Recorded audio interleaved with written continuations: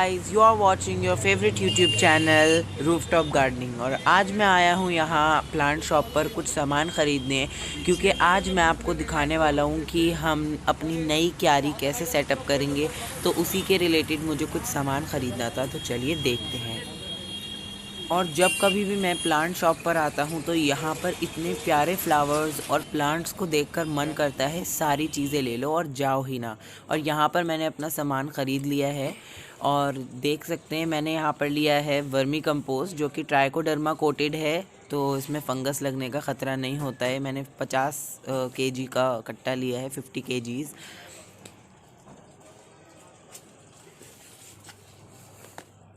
और यहाँ पर मैंने ये कावडंग मैन्योर लिया है, तो ये मैं नीचे वाली लेयर के लिए लेकर आता हूँ हमेशा। और ये नीम खली, ये बहुत ही अच्छी लगती है मुझे, मेरी फेवरेट है।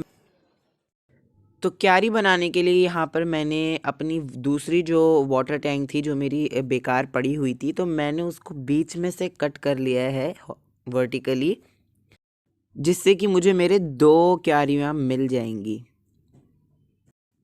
आप भी इसी तरह कर सकते हैं तो करिए, नहीं तो अगर आपके पास नहीं है तो आप ईंटों की क्यारी भी बना सकते हैं, पर प्लास्टिक की वजह से जो है हमारी टेरेस गार्डन के ऊपर वेट नहीं पड़ता।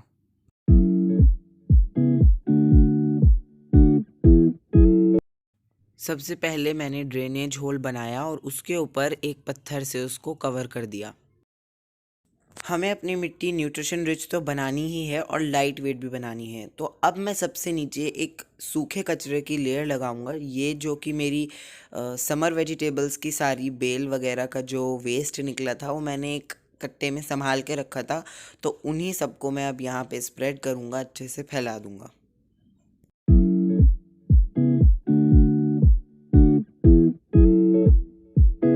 अब मैं अपना किचन का ग्रीन वेस्ट इसी तरह लेयर बाय लेयर, अच्छी एक मोटी लेयर हम अपने ग्रीन वेस्ट की अब लगाएंगे। ये मेरी कुछ हार्वेस्टिंग का कचरा है जो वेस्ट निकला था हार्वेस्टिंग से, तो इसी तरीके से मैं एक के ऊपर एक लेयरिंग करता रहूँगा।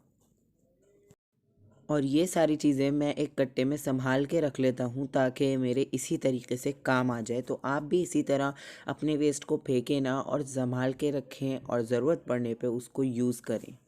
अच्छा है ना, हम वेस्ट को बाहर थ्रो नहीं करते, हम ऑर्गेनिक चीज़ों को नेचर से लेकर नेचर को ही देते हैं।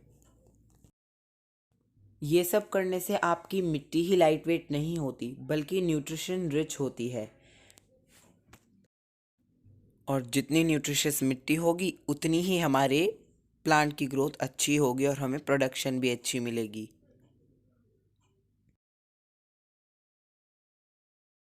और यहाँ पर अब मैं ऐड करूँगा वुड ऐश या फिर कोयला, जो कि कोल होता है। इसके अंदर न्यूट्रिशन अट्रैक्ट करने की पावर होती है, तो ये सारे न्यूट्रिशन नीचे तक अपनी तरफ खींचता है, जिससे हमारी पूरी मिट्टी न्यूट्रिशियस बनी रहती है।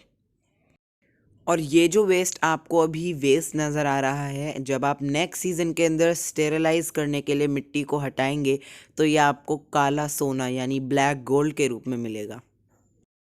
यहाँ पर हमने एक अच्छी मोटी ग्रीन वेस्ट की लेयर बना दी है, तो अब हम इसको डिकम्पोज करने के लिए इसके ऊपर मैं यहाँ पे डाल रहा हूँ कैटल डंग मैन्योर, जिसके अंदर बहुत ज़्यादा क्वांटिटी के अंदर माइक्रोब्स पाए जाते हैं जो कि इस ग्रीन वेस्ट को डिकम्पोज करते हैं।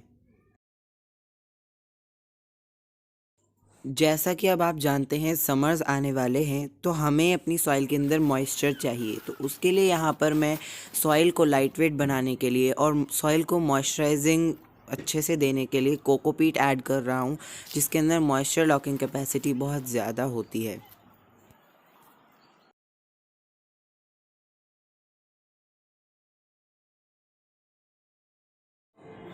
और अपनी सॉइल मिक्सचर में यूज़ होने वाली जो मैं मैन्योर यूज़ करता हूँ वो होती है वर्मी कंपोस्ट, और ये बहुत ही अच्छी होती है। यहाँ पर हमने अच्छे अमाउंट में तकरीबन 50% गार्डन सॉइल ले ली है, और यहाँ पे 30% हमारी कंपोस्ट है, और यहाँ पे 20% कोकोपीट है, जिसके अंदर हम नीम खली भी ऐड करेंगे। तो ये कॉम्पोजिशन बहुत ही अच्छा होता है, जो कि लाइट वेट भी होता है और न्यूट्रिशियस रिच होता है, प्लस हमारा जो उसमें ग्रीन वेस्ट है वो भी डिकम्पोज हो जाएगा। तो बहुत ही पावरफुल एंड हेल्दी हमारी सॉइल बन के तैयार होगी। चलिए अब जल्दी से इसको मिक्स कर लेते हैं।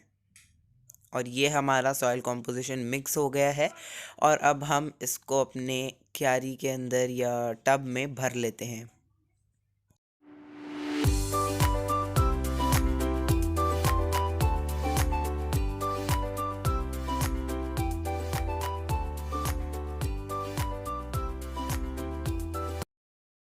अब हमने एक लेयर ग्रीन वेस्ट की कर दी, एक लेयर अपनी सॉइल की कर दी। अब हम इसके ऊपर वाटर ऐड करेंगे, मतलब वाटर डालेंगे ताकि बैक्टीरिया वर्किंग कंडीशन में आ जाएं और हमारा डिकम्पोजिशन शुरू हो जाए। इससे क्या होगा, इनिशियल ग्रोथ हमारे पौधे की स्ट्रांग होगी और जब तक हमारा पौधा बड़ा होगा और उसकी रूट्स नीचे जाएंगी तब तक ये डिकम्पोज हो चुका होगा। तो इसी तरह यही सारे स्टेप हम रिपीट करेंगे, एक लेयर सूखे कचरे की और एक लेयर हमारे वेट वेस्ट यानी ग्रीन वेस्ट की हम डालकर वापस से एक लेयरिंग हम ऑर्गेनिक वेस्ट की करेंगे और उसके ऊपर हम डाल देंगे अपनी सॉइल।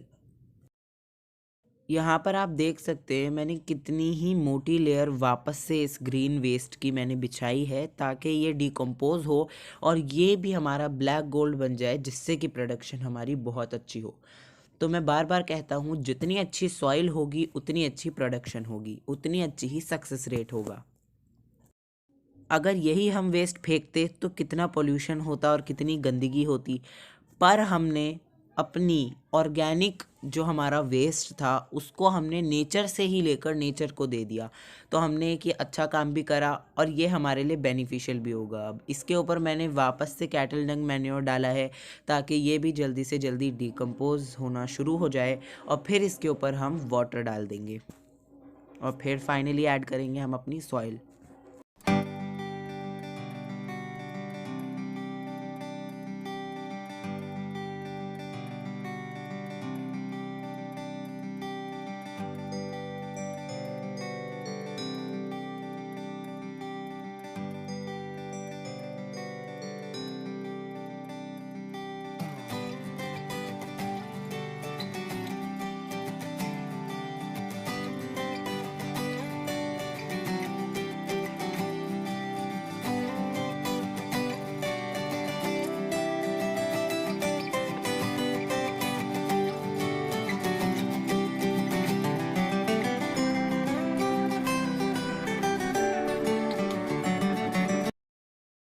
तो ये सारी चीज़ें हो गई हैं हमारी फाइनल और अब हम इसके ऊपर लगा देते हैं एक लेयर सॉइल की।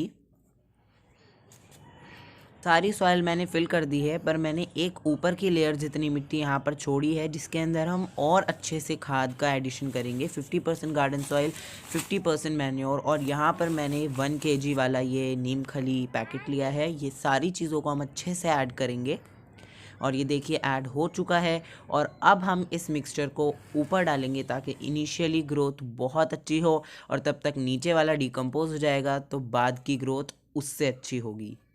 और ये देखिए मेरी क्यारी कंप्लीट हो गई है। उम्मीद है आपको अच्छे से समझ आया होगा क्यारी कैसे प्रिपेयर करें। और अगर आपको वीडियो अच्छी लगी हो तो मेरे चैनल को सब्सक्राइब करें, लाइक करें एंड शेयर करें। Till then bye bye.